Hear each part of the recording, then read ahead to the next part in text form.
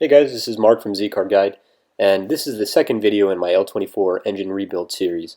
As I mentioned in the last video, I had preliminary plans to go to New Jersey this weekend to go look at the first L24 that looked like it might be a good candidate. So I started assembling my engine stand just to be ready. I also did a number of other preparation tasks like making sure I had some 2x4s in my truck, a toolbox, obviously ratchet straps, and that everything was positioned the right way. I put down some cardboard in my truck bed to protect against any leaks, just to be careful. So my roommate Greg agreed to go to New Jersey with me to go look at this. He's a big car guy. He has a 2006 Pontiac GTO that he's modified. Um, right now, I think he's in the process of making the exhaust quieter so we don't get more complaints to the housing association.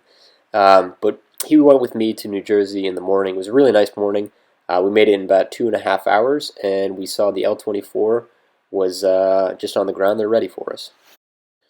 So we did have some issues loading into the truck.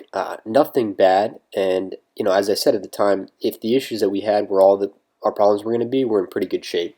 Really, the main problem was that we lifted it up upright like that, and then we decided we would put it on its side, and he hadn't drained the oil out, and it just leaked. I mean, we tried to cover it up as much as possible, but he was super helpful. He was grabbing rags. He grabbed a bunch of cat litter. And honestly, like throughout this whole process, he was using his tools. He was kind of directing the thing. I let him lead because he clearly knew a lot more. And but people like him are what really makes me appreciate the car hobby. He was extremely. He just wanted to make sure we did it right.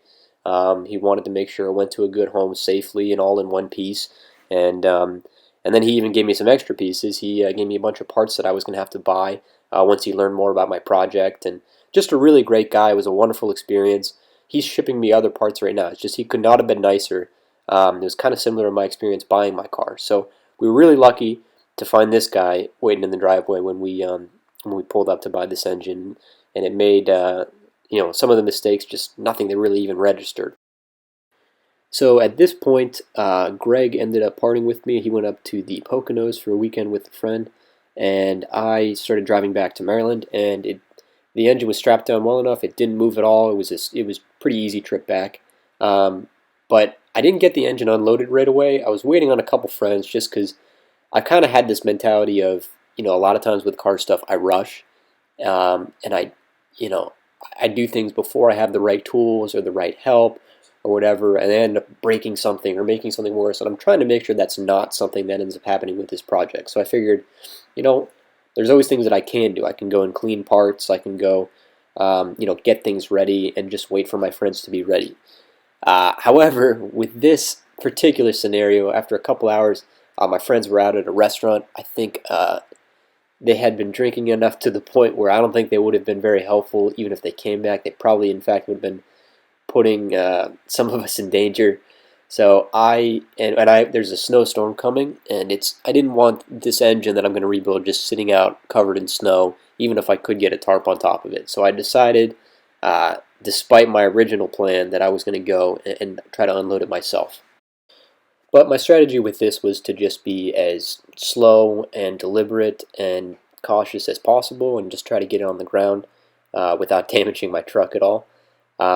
And it went pretty well, honestly. I made sure that I did all the research, had everything kind of thought out before I did it. There were, sort of shades of what I was talking about where I rushed through things and ended up making mistakes. There were a couple instances where I thought, oh, I don't really need to do this, but I made sure anytime I thought that I just immediately corrected myself.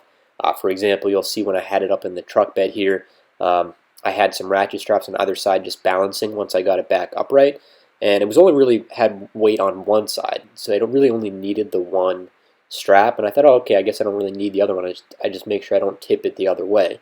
Well, that's stupid because inevitably that's when you tip it over and it just falls over and maybe crushes the side of your truck bed or something. I don't know. But I was just made sure I was cautious about stuff like that. I didn't mention, but where we actually attached the engine hoist to, initially when we put it in was kind of precarious. I have read about there being specific engine, hooks that you can use, or engine stand hooks, hoist hooks rather, that people use. But we didn't find that on this engine. I don't really know exactly what. It's a 73 engine. Um, so when I jacked it up here, you can see I wrapped it around the, there's a bunch of bolts around the oil pump, and that's probably, I would imagine that's not recommended, but I just made sure it was tight, and I got some bolts and a nut and a washer and bolted that so it grabbed onto it tightly. And on the other side, I used an engine stud. I did mention also that when we originally did this, one of the engine studs did break on the block, or off of the block. And we ended up, we tried to go to the head bolts, we just didn't have enough clearance. So we went back to the studs, and fortunately that we found one that was pretty solid and it didn't snap off, and that's what I used here again. But really, this was not the right place to jack it up, and we were full aware that there were risks here. But in our case, I was lucky both times. Nothing fell on my tailgate or anything. The engine block didn't crack or no dented oil pans. It went down safely, and honestly, it was really satisfying to get this on the ground and avoid the snowstorm. And but yeah, now I'm kind of at a point where I'm getting ready to put it on the engine stand that I bought. The reason that's not here is just because this did not have the bolts that were originally attached, those bell housing bolts. I'm reading online and I've done some checks with my leaf gauge, and it looks like they're an M10 1.5 pitch bolt, metric bolt. So I'm going to do a little bit more checking and run to Harbor Freight right after this. This is the morning after I did all this, so I'm still a little bit tired if you can't tell in my narration voice here. But I'm really happy that this one came down safely, and I'm excited to start really tearing this engine up and getting into it. Thank you for watching.